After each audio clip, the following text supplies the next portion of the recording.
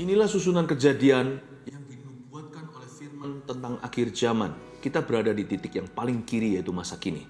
Setiap waktu, setiap saat, Yesus akan turun dari surganya yang mulia untuk mengangkat orang-orang kudusnya. Gereja perjanjian baru akan menyongsong juru selamat dan Tuhannya di awan-awan. Tugas kita hanyalah waspada dan berjaga-jaga, karena kita tidak tahu kapan saat dan waktunya. Tak seorang pun tahu di atas muka bumi ini. Tapi kalau itu terjadi, jangan sampai kita ketinggalan, seperti yang diperingatkan oleh Tuhan. 2 orang berjalan di ladang, yang satu ditinggal, yang satu diangkat. Setelah bumi ini absen, tidak ada lagi gereja perjanjian baru, maka seluruh dunia akan jatuh ke bawah kaki sang antikristus. Pemerintahannya dibatasi 7 tahun saja. Kalau tidak, seluruh bumi pasti akan musnah dan punah. Dan selama dunia berada di dalam pemerintahan sang antikristus dan nabi palsunya, Allah akan terus-menerus menghukum penduduk bumi ini karena hatinya jahat.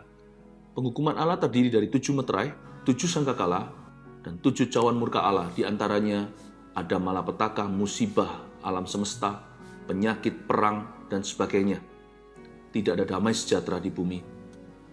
Lalu di penghujung tahun terakhir pemerintahan sang antikristus, Tuhan Yesus bersiap-siap untuk turun ke bumi, ke dunia bersama dengan orang-orang kudusnya. Itulah kedatangan Tuhan Yesus yang kedua kalinya. Dan kali ini kedatangan Tuhan akan diketahui oleh seluruh dunia, sebab tidak sepasang mata pun yang akan kelewatan untuk melihat kedatangannya yang mulia.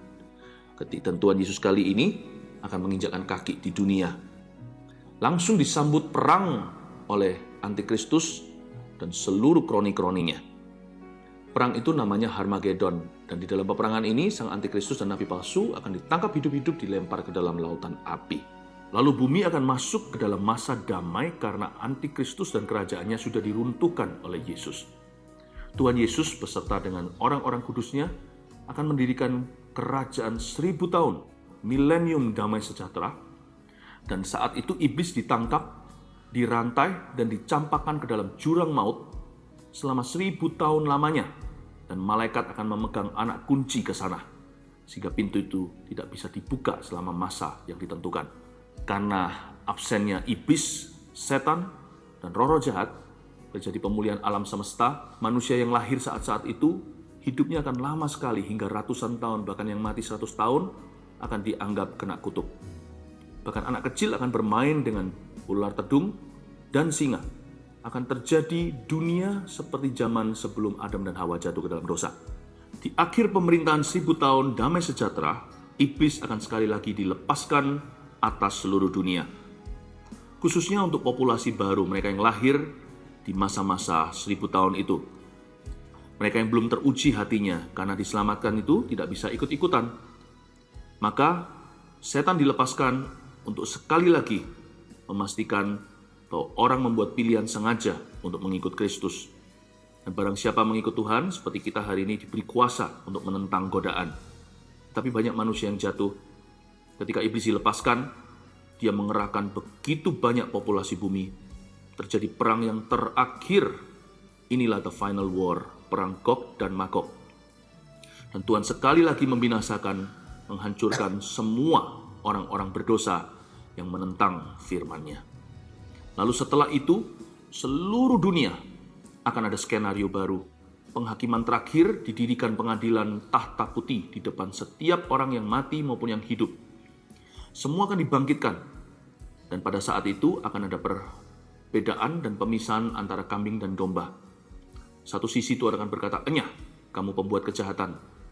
Ini berlaku untuk setiap manusia sejak Adam dan Hawa di setiap zaman. Setiap orang akan diadili, dihakimi menurut perbuatannya di dalam kehidupannya.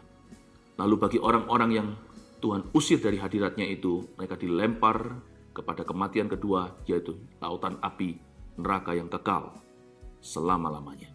Dan kabar baiknya, setiap jiwa yang diselamatkan oleh Tuhan sejak penciptaan, yaitu setiap manusia yang meresponi panggilannya sejak perjanjian lama hingga perjanjian baru, mereka akan mendengar Tuhan di tahtanya berkata, "Baik sekali perbuatanmu, masuklah dalam sukacita Bapa-Ku." Itulah sorga yang mulia. Sorga di kitab Wahyu definisinya begini, yakni langit dan bumi yang baru, sebuah tempat yang nyata, bahkan disebut sebagai Yerusalem baru pula. Itulah destiny atau tujuan akhir dari setiap orang percaya. Panggilan sorgawi menanti kita semua. Mari kita semuanya tetap setia kepada Yesus sampai pada akhirnya.